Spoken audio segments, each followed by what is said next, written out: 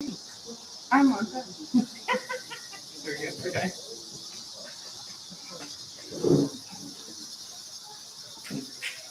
Okay. I guess we'll start. Let people trickle in. I'm teaching class today. My name is Mackenzie Lane. I am Kim Lane's daughter. Third generation, gonna own it. So I'm starting to teach classes now, which is fun. So we'll get started. I'm going to speak on these two handouts today, which if you sign up on this, we'll send them to you. And I believe I already posted them for you online folks in the comments already. I tried to be prepared because I'm running everything today. So here you guys want to start. So the handouts are 4 steps, Garden Talk 4-step program. This is mostly on fertilizing and things like that. And then the other one is 9 critical tasks to do in October to get ready for fall and winter. Mostly going to be right over this, but I'm going to expand on it and talk more about each step. So that's kind of the process today. I'm going to speak for about 45 minutes and then take Q&A, and then you'll be free to do what it'd be like. So we'll just start with number 1. We're going to talk about fertilizing. This is going to take me the longest because this is the most important step to do. And I'll just set this up here so I don't have to hold it all the time. This one and this one. These are the 2. This one is all-purpose fertilizer, 744. It is your best friend. It is what you are going to want to use on anything and everything in your yard. You're good, don't worry about it. So this is bulbs, trees, shrubs, vines, anything and everything.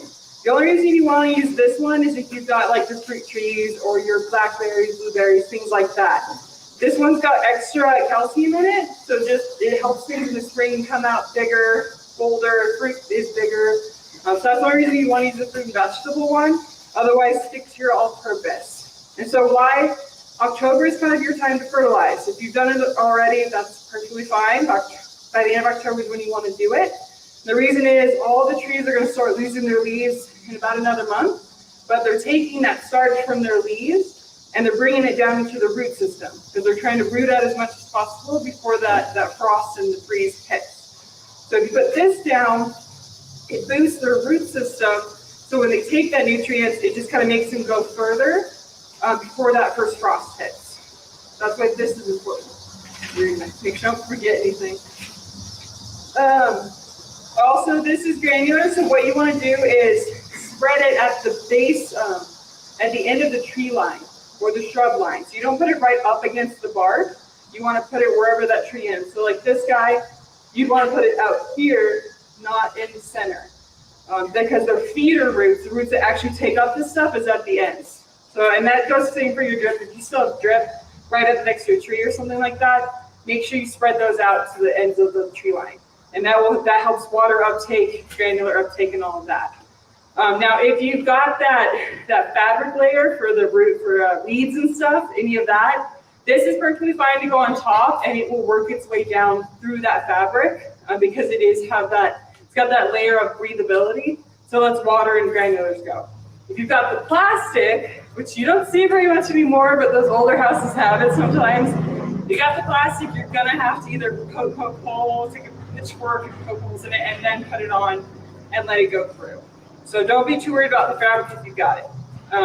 Spread that on the side. The reason why we prefer granulars over the chemical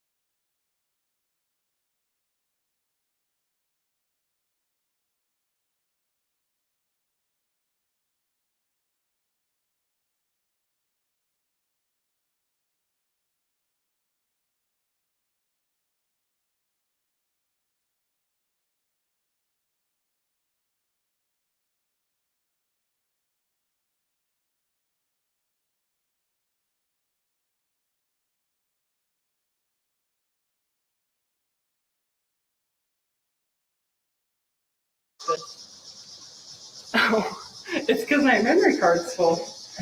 Well, we might not be having online class. That's fine. We'll cater to you folks. It's perfect. These are on me. Okay, so humic, feed your soil.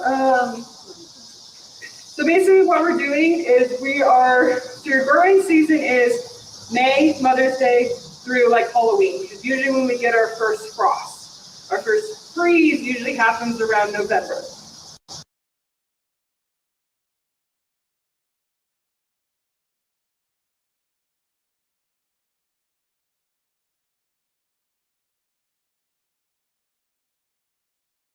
A lot of people have been asking about that. Trees are perfect shrubs. Any of the stuff that you want to plant now, feel free. You got at least another month before that frost hits. So yeah, those are the two. Next would be, let's talk about weed killers. Well, let's do plant protectors.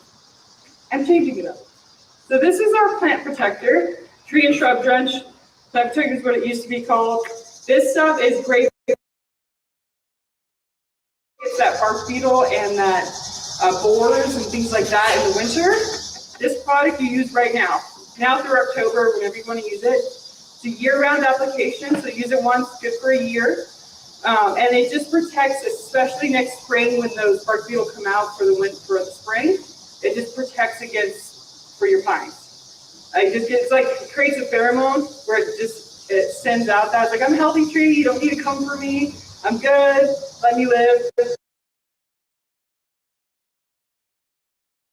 Sucks out that cambium layer in your tree, and what it does is it makes it girdle eventually, and then it will just kind of fall on you. So that's why these are important. I don't know if you see the forest lily, that's what's happening, is bark beetles taking that tree, eating it alive, and then like killing it to the ground. And this stops that. So that's why this is important for right now. You can do it in the spring too if you'd like, but this is important now because the insects are going to start laying their eggs and things in your tree to prepare for next spring. So to do it now.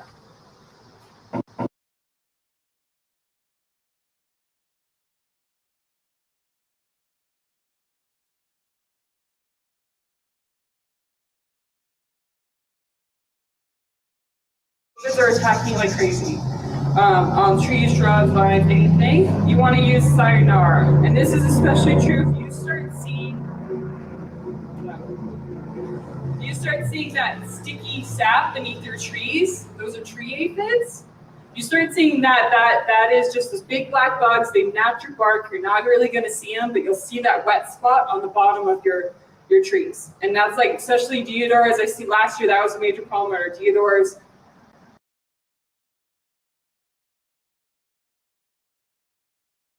Because they don't have that hard back. That only works on things with the shell. This works on things that fly. They go through all those layers of their cycle. So they got wings and stuff. This will take care of that. And this is your Hosen one, stick to your hose. This one you have to put in a Hosen sprayer or a pump sprayer, whatever you have available. And this goes up pretty far, 20, 30 feet. This goes up to 20, 30 feet. It's surprising how much this goes up a tree. So that's really important.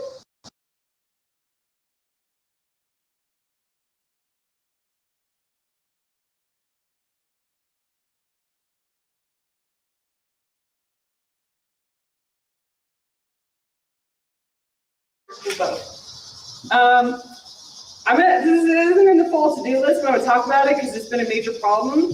So we've had a lot of fungal happening, especially on the aspens. Things that normally even take a lot of water, they're getting fungal too.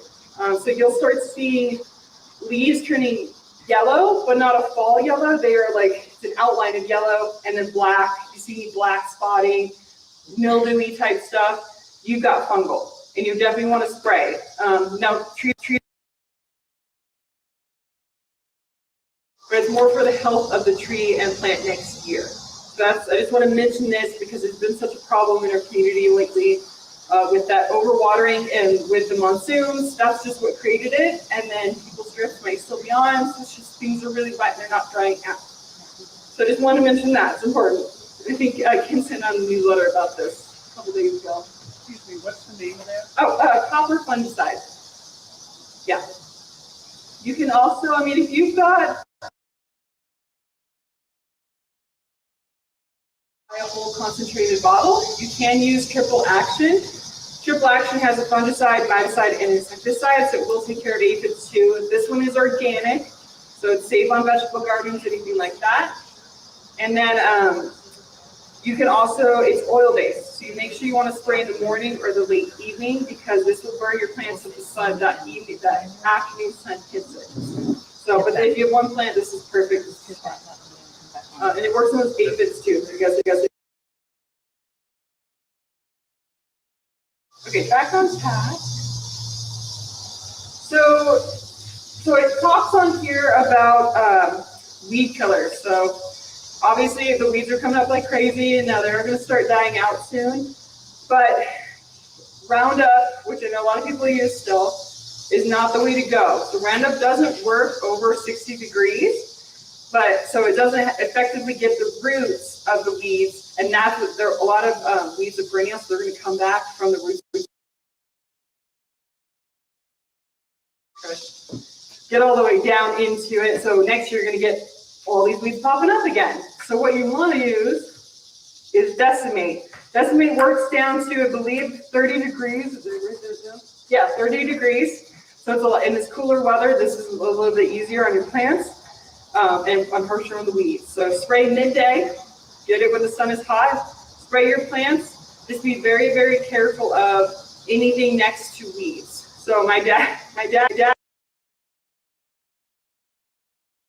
Close to rosemary, but it was just like the wind took it just slightly and it killed our rosemary, the whole big bush, because what it does is it goes to the foliage, works down to the roots and kills the roots. So if it hits that foliage at all on any other plant, it will take it out. So just be very careful with this, but that's why it works so well. It's just as good as Roundup. It's a little bit easier in your body, does not cause cancer, does not do all of that Roundup does. So that's why I'll mention this, and it goes down to you can also do, once you spray, and I need to do this in my yard, this is turf, ornamental weed, and grass stopper. So those weeds are just about to go to seed, and they're going to spread all over your yard, and next spring they will come up and take over. As soon as you put killer down, if you put this down, it will stop them from reseeding themselves. Now, it's not going to stop everything because birds and things will bring in more weeds, but this will help control your weeds. For the end of October, you should be safe and fine. So it's really important for that. So use both of them? Yeah, so use the killer first, make sure everything's dead, and then go ahead and throw this down, and then it will stop those seeds from reseeding. So this and this. Okay, and we already talked about the aphids, that's the next step, and then we're going to go into preparing for the cold.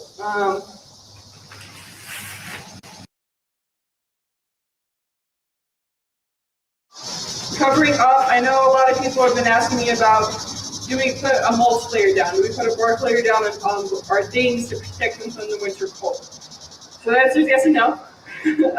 Your trees and your shrubs and anything that's old and established, it's fine. You can leave it alone. It will take care of itself. It gets through the cold. It does not hurt to put down a layer of either this, which is bark, just straight up bark, non-dyed. It just helps keep moisture in. It keeps your which got the wood chips in it and everything. It looks more like dirt, not as much woody. You can do either one and put it around the base of the plant, and it just protects the root system. I would mostly suggest doing this on things that die down to the ground. So any of your perennials, your hydrangeas, clematis, things that die back to the ground, I would put this on top, and it just gives it protection in case you have a really harsh winter. Just protects it a little bit more. That's what I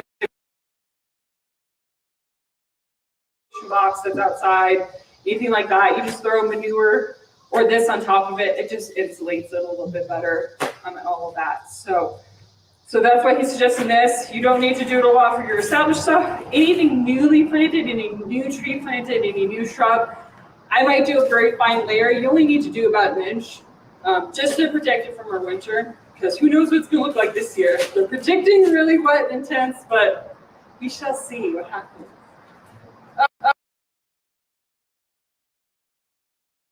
well house, which a lot of people are on wells here.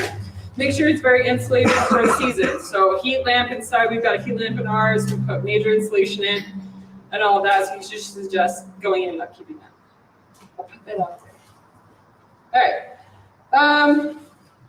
Oh, so people might be questioning if you're getting ready for like next year's, getting your beds ready for next year. So a lot of people do a mix of the manure and the mulch and everything, which is great to get ready for your spring vegetables and things, or flowers, whatever. The reason why you do it so soon then, before you plant, is this stuff and the manure is very hot. So if you put it out there and you mix it in and you immediately plant something in it, it will burn the root system off those plants. So you need to let it sit. So that's why you say do it in January, February. Mix it, put it into your flower beds, get your beds ready, let it sit for 2 to 3 months or 2, and then you can start planting your plants. And it won't burn. I just mentioned it because people have been asking me, like, it's not time, let it sit. So next, any questions on that so far, on the steps? So you would use that for trees and shrubs, not just shrubs? This stuff? Yeah, trees, shrubs, anything like that is perfectly fine on it. Just a small layer? Yeah, one layer is 1 inch is more than enough, 1 to 2 inches. Right on top of? Yeah, don't put it on the crown, on the tree bark. Just on top is fine. I got a question. Yeah. Is that pesticide you guys have as dangerous as Roundup as far as? No. It's a lot safer than that. Yeah, you gotta have a gas mask and also. No, you do not have to do any of that. This are you talking about the Cyanara or the Decimate stuff? Decimate? Yeah. This stuff? Yeah, no, you don't have to have a mask or anything. You always can wear one. It's perfectly fine, but it's not going to give you cancer. It's not that. Which is why we went with their major brand line. So that's part of the reason why we chose Decimate, because it's a lot safer. And once it's dry, which takes about 15 minutes, it is safe. Dogs can walk over it, kids, bees, hummingbirds, things like that. It is safe once it's dry. Yeah. So on the all-purpose fertilizer, which I've been using for several years, you don't fertilize from the end of October till like January. January. I've been doing it once a quarter. Okay. New Year's, Easter, and 4th of July.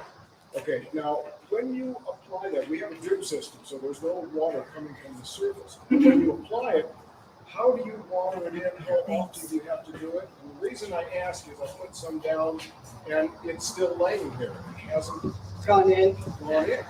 Yeah, so basically, if we don't have the rains coming, you just take your hose, water it out there, and you shouldn't need to do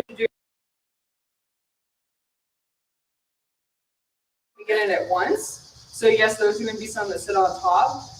If you have more like a hand spreader or something to spread it out more, you won't see this much. Okay, no, I just chuck it out there. I'm not. Yeah, I'm not confused. I just chuck it and go. So how often do you water it in? You shouldn't have to water it more than like once or twice. Once or twice. Yeah, because it's still going down in there. It's just sitting on top a little bit, but yeah, once or twice. Yeah. Anything else? Otherwise, I'll finish and I'll ask questions again at the end. Okay, so we are on to. So this is a fun one. This is Ken's whole thing is very aggressive. He's like, take out your summer annuals now. If they look at all like one yellow leaf, one little hole in the flower, take it out. He's all for pushing the winter flowers. So, and the reason why, there's a reason behind that. So pansies, violas, snapdragons, dusty millers are all your kind of fall, winter flower color. The root system is grow until about end of October. Once they get very cold, they stop growing, but they still look beautiful. They'll just stop growing until like mid-February. Once we get warm again, then they'll take off and all of a sudden they'll like double in size. So he suggests putting them in now, ripping out your old stuff, putting these in now, so you can get good growth out of them before that freeze hits, where they stop growing. Because you don't want to put these in and have them look like this all winter, because you want them to be big and beautiful, because that's why you bought them, because they serve fix frost, and once it melts, they'll pop up and they'll be fine. So they are very great fall winter plants, and that includes all of them. They'll just go through that snow. So do it now so you get that root growth out of them, and then they'll be bigger for you in springtime when you get warm again. And those are all, they will kind of reseed themselves. They die back, but they'll kind of reseed themselves later on. So you might get them for a few years here and there, but those are usually 1-year plants that are biannual. So they'll come up for about 3 to 4 years, and then they'll die out. So I've got one, my yard's been 2 years, it's still coming back. So it dies to the ground, comes back in the spring. This guy, if it's in like the partial shade, partial sun for the summer and stuff, it kind of goes like all year round, almost. Maybe not that heat summer months, but it goes for a really long time. Planting now, grows until November, stops growing, they'll grow again in March, all the way through like May.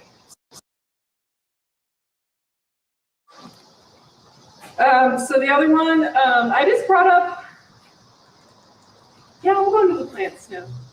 No, I'm gonna wait, never mind. So those are your annual winter flowers.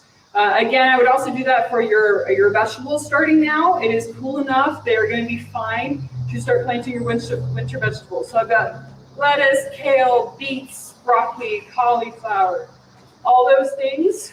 They will grow through the snow and through the cold, but you want to get that frost. So that's what we've got. Carrots, I think for another one. So those are just spring flowers. That's why you want to pull your stuff out now. I'm sure it's still looking beautiful, those summer flowers, because we really haven't gotten that cold. But I would just take them out and start planting your pansies and things. But that's, personal opinion. Let's see. Talk a little bit about pruning, because I know people have questions, and that can be a whole other class in itself. But I'm going to do right now, the only thing you want to be pruning are your spring bloomers. So forsythia, lilacs, rhodies, all azaleas, all those spring bloomers, you want to prune them now, because in the springtime, in like February, they're going to start setting their buds and blooms for the spring. So if you cut them in February, you're going to lose all that blooms for the spring, and then they're like, you lose out what you wanted to look at in the first place. So and in the springtime, they'll come back better. Everything else, all your trees, shrubs, vines, everything else, you're going to prune end of February, beginning of March. That's because they're just going to start coming out then, but they're not coming out enough where you're going to hurt them or harm them. We also like to have things keep a insulation layer through the winter. So yes, they go down to sticks. You don't think there's much insulation, but it does help keep those limbs alive better if you don't prune them until spring. We're going into winter. Sometimes if you give them a harsh prune, they're like, whoa, what did you do to me? Do I need to grow? Do I need to grow now? And they'll freak out, and then they'll shoot everything out. And instead of focusing on roots, they'll focus on their tops, and they won't get as good growth. So leave until summer. As soon as you cut them, they're going to want to grow again. So that's why you leave it. So that's a very quick version of that. If you have questions at the end, I can answer some more. But I just wanted to get to that. Number 8 is irrigation cloths. So I don't have a lot of it myself, but I can go off of what my dad does. So right now, he's going to cut it back in November. But a lot of your landscapers will tell you to turn it off, which is fine. You can do that. We might still be fairly warm, so you still might have to water. He cuts it back in November to 1 day a week, but he does it like 10 to 2. So we don't really freeze midday, so at 10 to 2 time we don't really freeze, so you can run your irrigation and be fine. But he shuts it off at the end of the day. Tracks, he doesn't want it to freeze. So that's his thing. Once he turns it off for like December through March, he will go out and hand water things if anything is new. So Arizona, you can't stop watering things, unfortunately. They just can't handle it. Those natives, you can probably get away with. Those oaks, yuccas, things like that, you can probably get away not watering. Everything else are going to need water. It's once a month watering, but do it very heavily. And so we just throw your hose out there, leave it on, give it a good soak, and then you can, put it away. And it's okay here because we do not freeze down to the roots. We freeze like that first couple layers. We don't freeze all the way through the roots. We don't get that permafreeze that like Wisconsin and those guys do. So you don't need to worry about that. So that you can water them and they'll be fine. Especially for anything newly planted. You might be able to get away with not watering for things that are established, but you need to water things that are newly planted. They will have a very hard time coming back in the spring because they didn't get enough roots out before that freeze hit. So I do suggest if you plant anything new, you've got to water it through the winter. But I would say anything, because we are very dry here in Arizona. And the watering schedule, you said once a month for trees, and Yeah. once a week for. So once a week in November, because we don't always get super cold very fast. As soon as December hits, December through March, you're going to be watering once a month. Soaking is what it needs. So yeah. Make sure I got everything he said. Yeah. So now the last one is, it's just kind of on lawns. I know people don't have a lot of lawns, but any reseeding, anything like wildflowers, if you guys are doing any of that, for reseeding the lawns, October is the time to do it, October and March. October gets that cold enough to break the seed open so it germinates, but not all that warm. So you do it now, you mix any reseeding or anything like that with mulch, put in a very fine layer on top of your grass or wherever you're going to put wildflowers. Keep it watered for like a good week till it germinates, and then you can cut back. But now's the time to do seed. And we have a whole flyer, a handout on that on our website if you want to go more in depth. But people have been asking, when do I start planting stuff with seeds? Now's the time. So now in March. Task, and I'll go into these plants that I've got here. Yeah. I have a question about the lawns. Uh-huh. How do you kill it? Oh, you I want- want to take it out. Yeah. So that's going to be this decimate stuff. Okay, So that will take up the root system in your lawn and it'll kill it all. all right. You can always add, for those more waxy weeds, spreader sticker, Dawn dish, waxy stuff, because otherwise it's going to want to just slip off. So if you want to do it, it just helps it stay on the plant and then it goes into the root system. This has nothing to do with that, but I have iris blooming. Yeah? I mean, I'm about 6,000 feet up, Oh, wow. and I don't water them, I don't take care of them, they're just wild up here. But they're blooming. Yeah. I know. Things are going through like a second bloom season right now. It's crazy. Really? Yeah. Well, they A good winter feed of the fertilizer because they're already pushing stuff, so you want to give them extra food so that springtime they can take that and go. I don't do anything to them. I don't water them. I don't do anything. They Okay. wild up there. Yeah, well, they'll probably come back. Irises are very hard eater. I wouldn't be surprised. They're like a big weed. Yeah. Yeah. Okay. I got a question. Yeah. On carpet roses, any idea how, when you should prune those? Yeah, prune those and it's That's like roses, or trim them? it's however you want. I always just do a light trim, enough on the edges, that way it continues to grow out. Yeah. But you can cut it back harsh if you like, if you want to do that. What about that one? You need a little bit more. Give it a little extra space, but yeah, you can go pretty harsh. Yeah. All right. Anyone else? What zone is Prescott considered? We are 7B. I've had a real problem with budworms this year. Yeah, I've got quite a collection, you know, Okay. so is there anything I can do now to prevent them next For year? next year? Yeah, There's not really a whole lot. The best thing to do is probably the tree and shrub drench. Now you just do a really light mixture on that. That's probably your best thing. Budworm is very hard because they just don't care. Like, they just come out whenever. There's not a whole lot you can I do. mean, I've got some BT, Yep, that's fine too, but but you just spray them when you see them. yeah, that's the thing with that. Yeah. I didn't supposed bring it up. Horticultural oil. That is going to be great for your fruit trees or any of your fruit stuff because they get those codling moth worms and everything like that in the springtime. So if you spray now or even in February, March before it starts to bud, that it's an oil-based thing. It coats your tree, and then it kills all the insects that were laid in the fall. So that is a great time in the March and now, if you want to spray it now. You can't spray above 85, which is why we're suggesting you can do it now. But maybe not for the plants, more for trees and shrubs.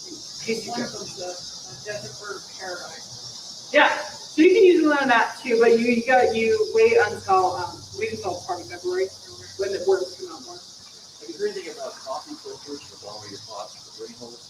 I have. You can use them. I don't really use them myself, but they filter through, so I don't see why it'd be a problem. Does it work, you know, to keep the soil from going out the hole? Is that one? Yeah, it's really not super useful. I mean, you can definitely do it. It's not gonna hurt, but in my opinion, it doesn't help a lot. Who's that grasshopper? I inundated with them everywhere, my garden. Yeah. Butterflies everywhere.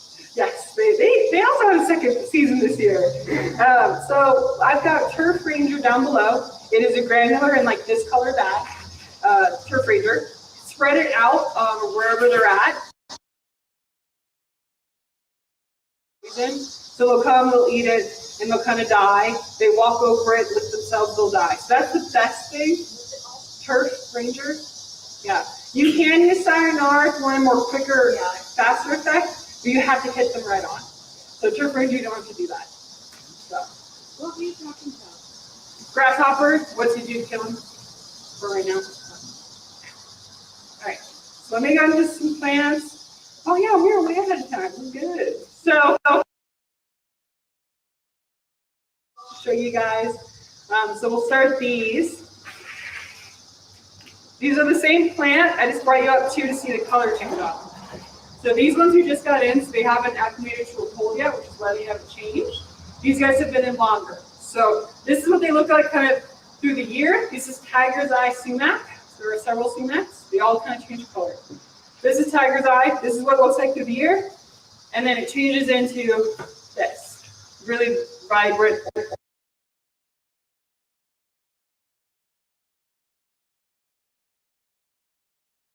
I thought these were cool. Cool transition that it does.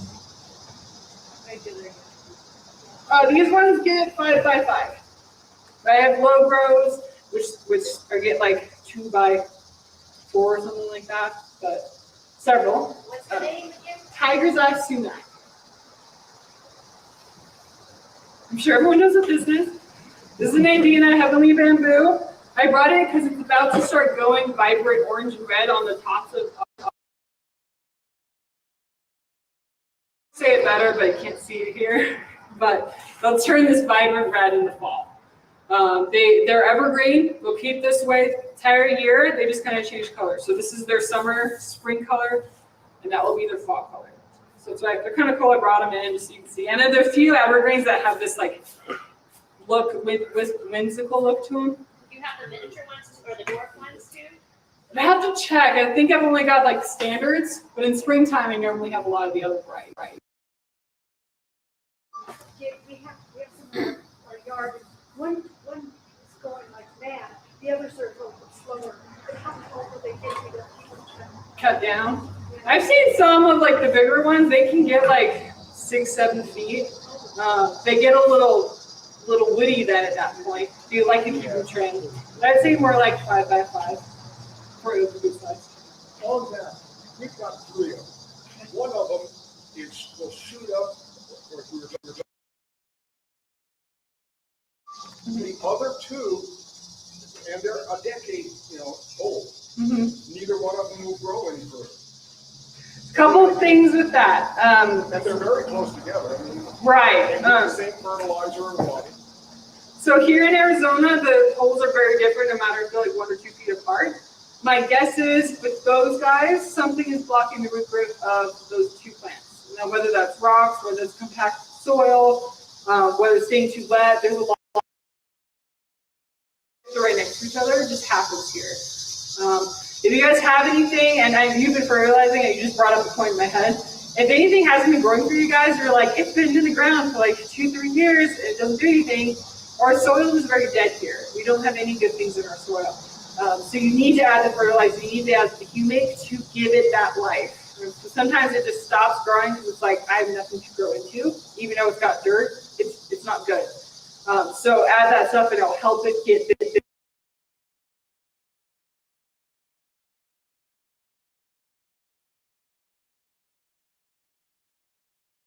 It's hard to tell without looking at roots. Huh? Any fix? Not really, because you've been fertilizing and everything. I would check your hole just to make sure it's not staying too wet, just in case.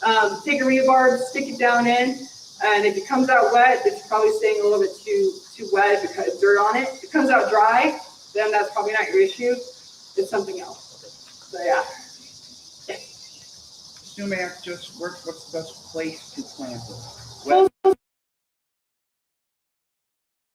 do partial shade, but they like more sun because they're more of a native here. Yeah. Another evergreen that's more windy is this rainbow ascot. This kind of gets 2 by 2. It sends off a flower in the spring, but the flower looks exactly like these. They're just gives you extra foot of height. It will start going a bright red when we get cooler. We just brought these in, so they haven't changed yet. But the new growth comes out red and very vibrant, and then it goes kind of green. This is very drought hardy. Most people kill these because they water them too much, they give them too much love. So you can ignore these and they will take off for you. So that's why they're my favorite plant. Rainbow Ascot, Euphorbia. How big do they get? 2 by 2, kind of ish. And full sun, they can have full sun, all that. This guy, you'll start seeing these all over changing color. This is a, oh wow, Virginia. These are just going very, very vibrant red. So this is kind of the changing, and they'll go into this very vibrant red. You'll see them all over town right now, and then they'll lose their leaves. So they're a ground crawler, Virginia creeper, but I just want to show you because they get this super cool red color. No other vine changes color like that, besides you guess. If you want an evergreen vine, the honeysuckle is the most evergreen you're going to find. So if it gets too cold, it will lose its leaves. Most of the time, we don't get cold enough. It keeps all its leaves and looks green. That's a cool vine. How about trumpet vine? Trumpet vine is great. It's not evergreen, but so it will lose its leaves. But it is a great plant, beautiful color. Just love here, full sun. Another fall plant. This is a perennial. This will come back year after year. It is your fall bloomer. So if you guys want some things that bloom in the fall and go for a while, this will probably go in maybe just December. Chrysanthemums, mums, they do not bloom in spring or summer. They just bloom in the fall. So that's why we bring them in the fall. So these are great. Cachets, I love mixing colors like that because then you just get a variety. I brought in the grasses because grasses they're interesting here. So this one's cool because this is its fall color. So it's not actually dying. This is just, it turns this purple blue when it gets. This one, a couple years ago, this variety, so it's fairly new still. This is Standing Ovation, I believe. I think it's Standing Ovation. So yeah, so it's very bright green, blue in the summer, and then it does this in the fall. So I thought it was just kind of cool. The grasses do take a lot of water here. They do need that winter watering, but if you love the look of them, then they're just awesome plants. Both sun,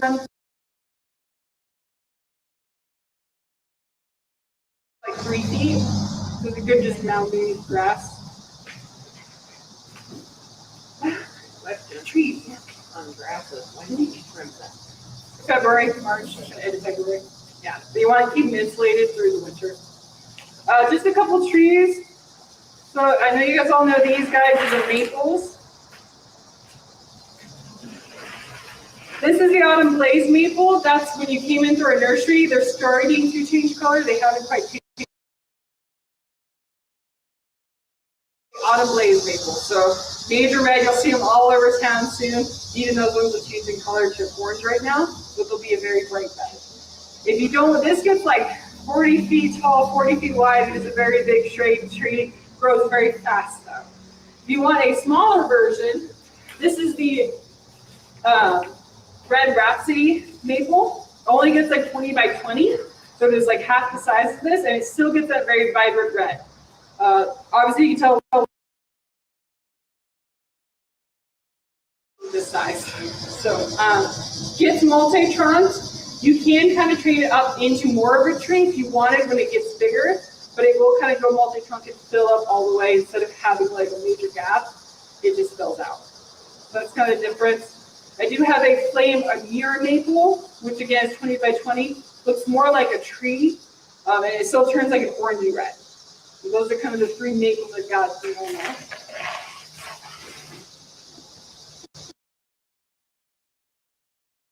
As we're going into Christmas season, we specialize in living Christmas trees. We don't do cut trees. So you plant them outside, get them for years, and you Christmas lights on them and everything. So this is the most popular one for a Christmas tree. It is a dwarf Alberta spruce. They get like 6 by 8. They're just a solid, small tree put in your yard. Evergreens, what they're going to look like. This is more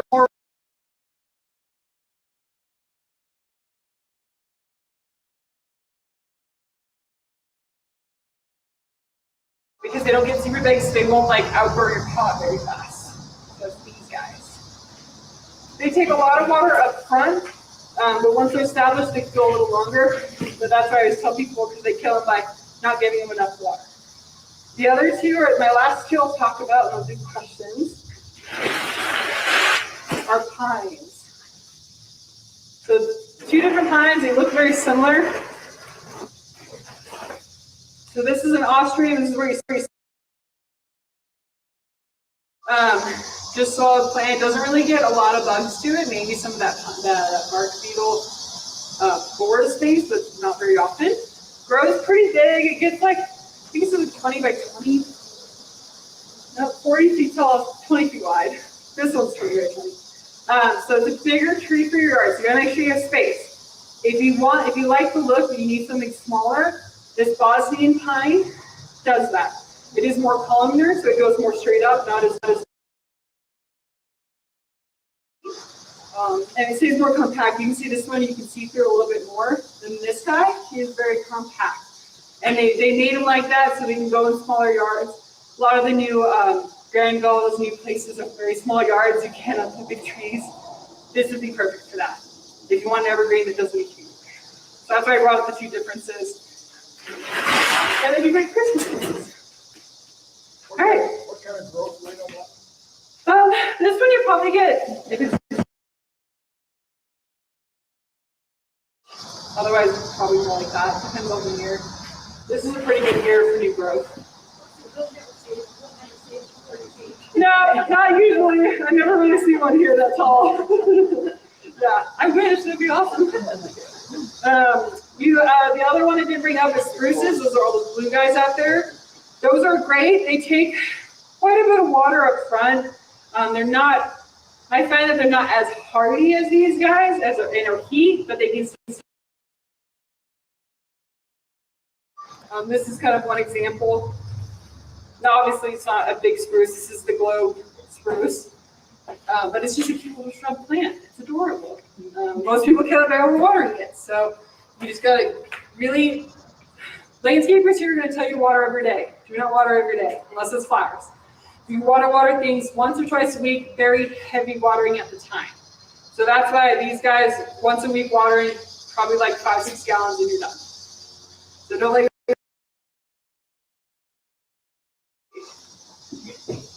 And I know it's hard because they're all in the same drip system and stuff, but do what you can. So yeah, that's kind of my talk. That's fall to-do list, things to get ready before the end of October. So, How often do you water rosemary? Rosemary, is it pretty established? Yeah. Maybe once a week, maybe once every other week. Most people kill rosemary because they water it too much. So it's more like that and lavender, just ignore it and it's happy. So. Agaves, Mm-hmm. planted in the ground, Okay. not in a pot. a winter protection of any kind? So certain gavies are grow here, certain ones don't. Did you get it from us or did you get it from someone else? I don't know if I got that one here. So you really shouldn't need to cover it. Everything agaves, if it's the right variety for here, it'll be fine. It'll take care of itself. With one more that grow here, not very many grow here, they'll be fine. So you can cover it with like a burlap or like the frost cover if you want, but it likes that sun to grow. So I would leave it alone. The humic goes in your flower beds now. Yeah, flower beds, lawns, things like that. Okay. We bought a house and drip system thought to the amount of irrigation we're going to take. So I've got one line that's running to all sorts of different types of plants. And we've been watering 3 times a week. And I just guessed on the amount of gallons on the head. Uh-huh. Is there any sort of guidance that you can give? I mean, for smaller plants, put a gallon an hour. For larger plants, put 3 gallons an hour. Because it's going to go off more often, obviously, for the flowers. So these are going multiple days a week. So I would do, for trees and shrubs, I would do the bigger gallon size, but do less of them. So just do maybe like 1 or 2. For the flowers, do like 2 or 3, because they're going to go off more often. But do the 1 gallon. So does that make sense? So the trees and stuff do less emitters, but more gallon size. The smaller stuff, you can do smaller emitters, but maybe like 2 of them, kind of thing. So. Yeah. It doesn't often work. Okay. We just tell people, especially the trees, put on 1 emitter, just put on a bigger head to it. So that 3-4 gallons, if you can, an hour would be better for it. Yeah, yeah. That's hard. It is. Yeah. Anyone else? All right. Well, that's my class. We ended, early, on time.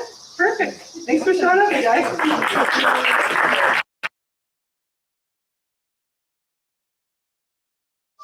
Yeah.